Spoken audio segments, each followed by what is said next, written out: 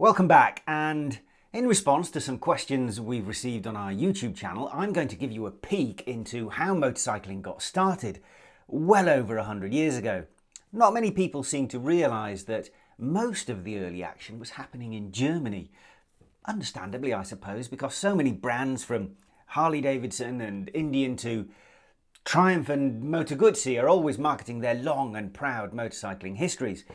Nothing wrong with that either, but really much of the innovation in 2, 3 and 4-wheeled transport was kicking off in Germany as early as 1817 in a way.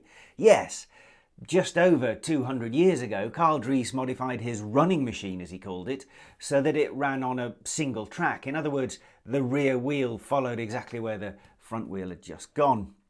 Balancing one of these on the pavements of the time was pretty easy to learn. Pavements because the roads and tracks were too rough, and they quickly became rather popular. About 50 years after this, Ernest Michau took the design to the next level by fitting pedals to the front wheel spindle, and so diverted the human power from pushing on the ground to pushing on a crank, and hey presto, we have the bicycle in the mid-1860s.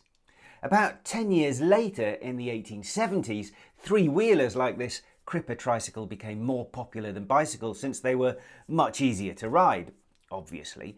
And that's not only because there was no need to balance, but because the dirt or cobbled roads of the time looked like this, packed with big, heavy, clumsy and erratic horse-drawn vehicles just waiting to crush any unfortunate cyclist who had a bit of a fall. All too easily done when all those horses meant huge amounts of slippery, horsey poo as well. Around the same time as the rise of the tricycle's popularity, many people all over Europe were working on early prototypes of an engine, and a couple of those were fellows by the name of Daimler and Maybach, who came up with this, the Rietwagen or riding car in 1885.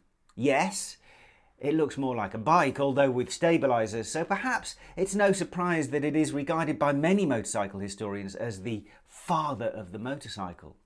Although there is some dispute about this, it is undoubtedly the first gasoline internal combustion engine bike.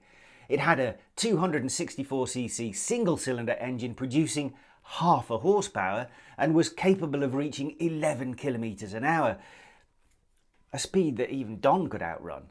The first car, by the way, came along a year later in 1886 thanks to a man by the name of Benz. The three-wheeler featured a 1-litre single-cylinder engine making 0.7 of a horsepower and would eventually reach 16 k's an hour.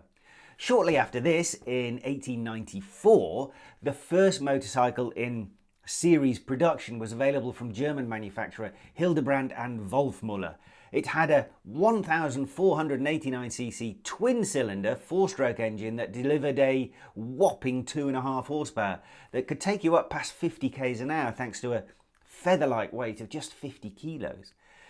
About 2,000 of these machines were produced, but it didn't last too long because in a time that now saw incredibly rapid developments from many competitors, its high price and run and jump starting procedure were soon made obsolete by clutches and more affordable motorcycles that began to appear at a pretty dizzying rate.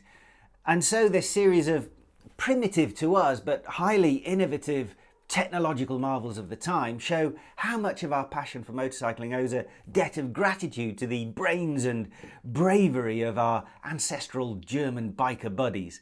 And just as a final interesting aside, while I was walking around these wonderful exhibits in the fantastic Speaker Museum in Einbeck in northern Germany, I saw this picture from 1914 that proves nothing is really new, least of all electric cars.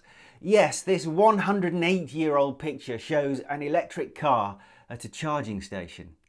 And on that note of disbelief, that'll be it for this week until we meet again in the next episode of The Bike Show.